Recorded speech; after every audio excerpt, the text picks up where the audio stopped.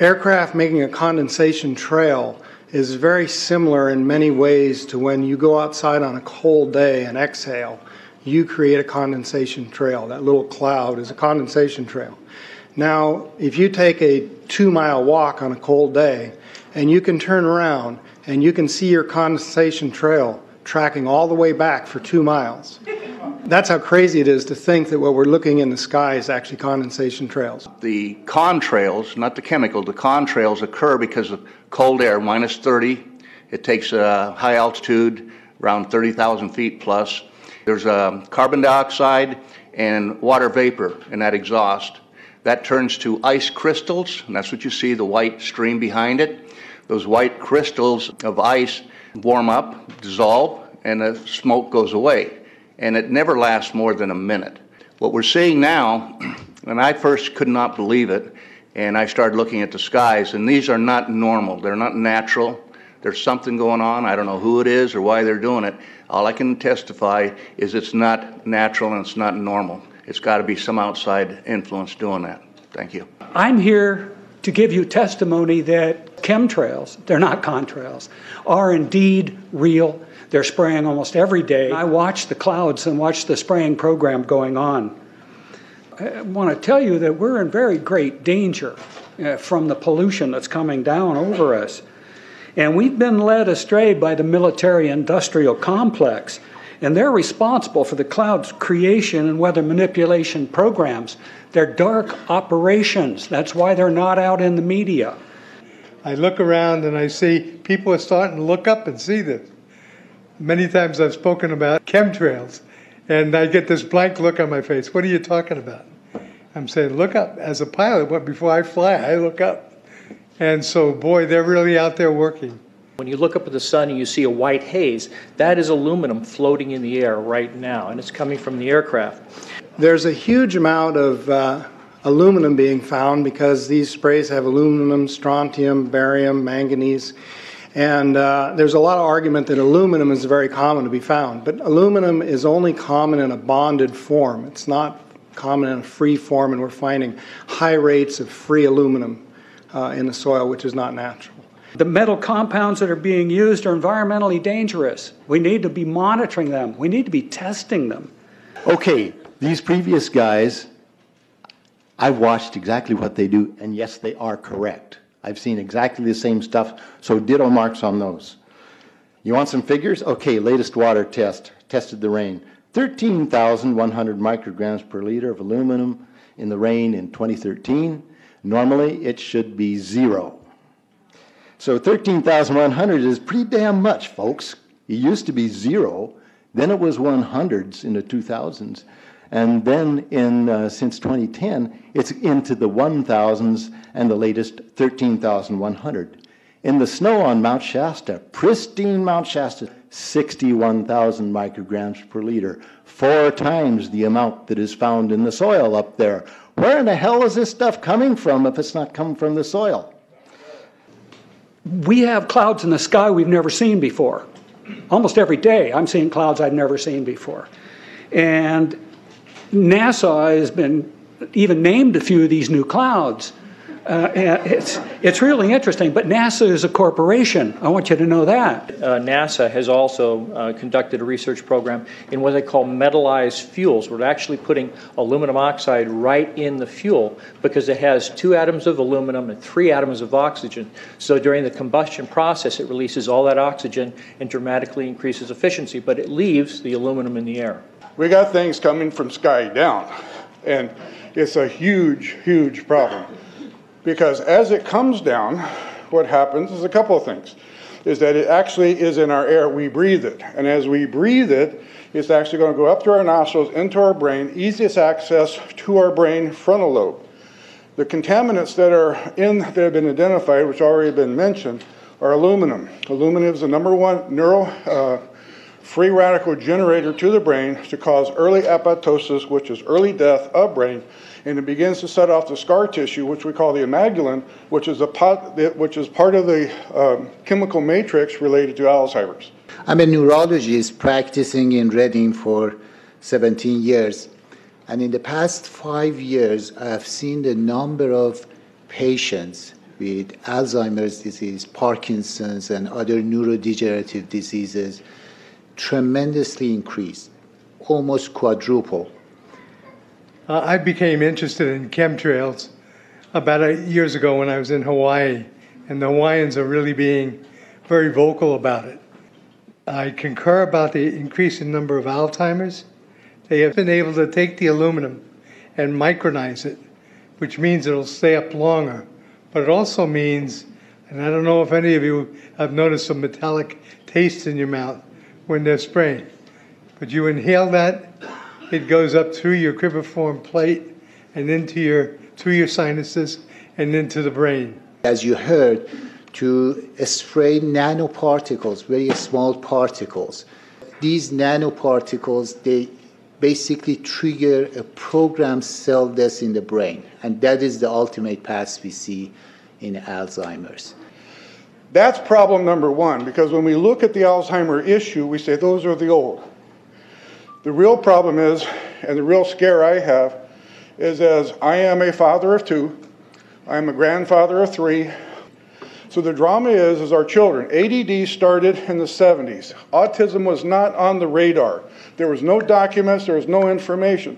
It was 1 in 100,000 children. Today, what we have is 1 in 48 boys. I was part of the early group that was looking for aluminum in ADD and ADHD. And all of those children that started to develop those phenomena had high levels of aluminum. When we figured out protocols to detox them out, to free the body of those particular contaminants, what happened is that their brains came back. When we do this to the age, it doesn't come back as quick, but it will come back. But I'm seeing Alzheimer's in 56 years old. Back in the 70s, Alzheimer's when you were 80. If you remember 8 to 10 years ago, there was this big move to get rid of aluminum from underarm deodorant because it would cause Alzheimer's. Look what they're doing to us now. I want to give you a little bit of history on the background behind nanoparticles has been described before. A nanometer is 1/1000th of a meter.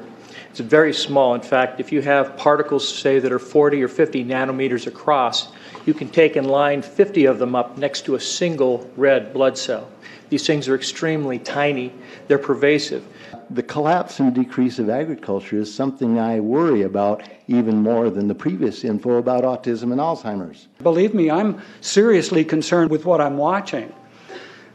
As a wildlife biologist, I've been watching the ecosystem collapse. When you lose all your stream organisms, when you have aluminum overload in your streams, you're killing your microbial bacteria and you're disrupting the entire ecosystem. So it goes way beyond just a little bit of pollution. How did Monsanto know to create aluminum-resistant plants? I don't think I've heard anybody ask that question. Okay. Insects. I've done studies in Siskiyou County. They're at 20% of normal. The aquatic insects basically made a nosedive in 2006 to about 20% of normal. So far this year, I've sampled 200 trout stomachs.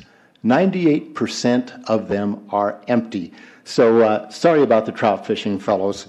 The mayflies, stoneflies, dipterus, and caddisflies are damn near gone. The terrestrial sampling is down to about 20% of normal, except for pest species like ants.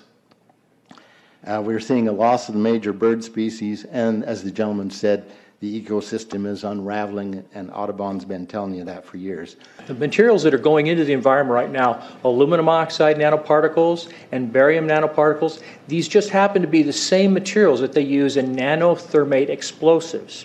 And so when this stuff settles down out of the air into the environment, it is small enough to be absorbed through the root structure of the trees in the forest. And so when there's a forest fire, and there will be a forest fire, those fires burn dramatically hotter. The point is that the cost of firefighting, the cost in the healthcare system have nearly doubled in the last 10 years. The amount of acreage is lost because of fires. The impact on human health is dramatic. I personally tested water and aluminum, and I found aluminum had 47 times the normal expected amounts. Strontium had 10 to 20 times the amounts. Barium was 20 times. This is what the stuff looks like here. Collected, it looks, most people just think it's a cobweb, but I tested it, it has outrageous amounts of barium, strontium, and aluminum, but they destroy the sample, so I'm not letting this get away from me. You know, these tests are international. in scope. We're seeing this all over the world, guys. Okay, pH of acid soils is 20 times more alkaline. The aluminum in the soil has doubled in the last 10 years. The rain normal was 5.6. It's 20 times more alkaline. Aluminum blocks essential nutrients. I am unable in my garden to restore normal pH, and that's because nanoparticles are now in the circulatory systems of both plants and humans. The Air Force conducted a study starting in 1993. It was called In Vitro Toxicity of Aluminum Nanoparticles in Rat Alveolar Macrophages. That's a real fancy way of saying testing the effect of aluminum nanoparticles on the white blood cells in the little air sacs in your lung, the alveoli. And what they found in this 8-year study was that these particles, when you're exposed to them long enough, it suppresses the ability of your white blood cells to defend you from airborne infections coming into your lungs. So it suppresses your immune system. But they also found that these same particles, once they get into your system, they can actually go through the barrier in each one of the cells. They get inside the cells, and these particles can actually suppress the ability of mitochondria, which are in the cells that help to gobble up toxins and things that would be harmful to the nucleus and the reproduction process of the cells in your body. These processes are suppressed, and so essentially by breathing this material in, your immune system is dramatically suppressed. I wrote to the federal government because Air Force wrote a book, and on the first page of the book they said, we're going to control the weather by the year 2025. I asked them, what are they doing spraying these chemicals on the public? I said, there's violation of United States Code 50 USC 1520, which prohibits the American government from experimenting on the U.S. citizens with chemical agents. I said that law also requires who's ever experimenting, when the federal government does it, that they have to report to Congress within 30 days. They wrote back, they said they don't know what I'm talking about. We have enough evidence that there's a spraying going all over the place. We were warned about the takeover of our freedoms by the military-industrial complex by both Eisenhower and Kennedy. They're gaining traction on us, folks.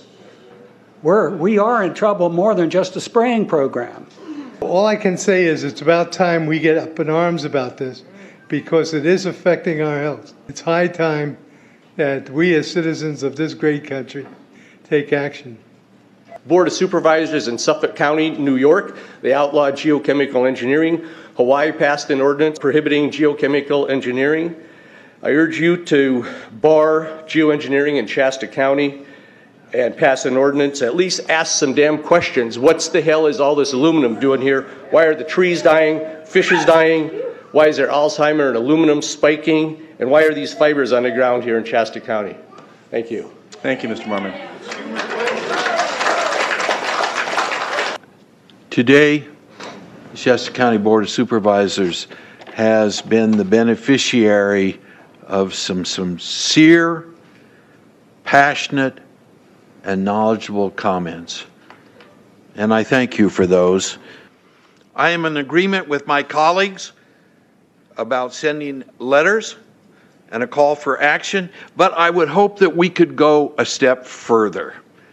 I would like for us to send a copy of this video where all of you spoke today, all 2.5 or 3 hours of this testimony, to be sent to our senators and our U.S. representatives, and also our representatives in the state of California. We'll do that. Let them listen to the passion that came out of this meeting today. Thank you. You have the motion in front of you. I think it's understood. All in favor, say aye. Aye. Any opposition? Motion passes unanimously.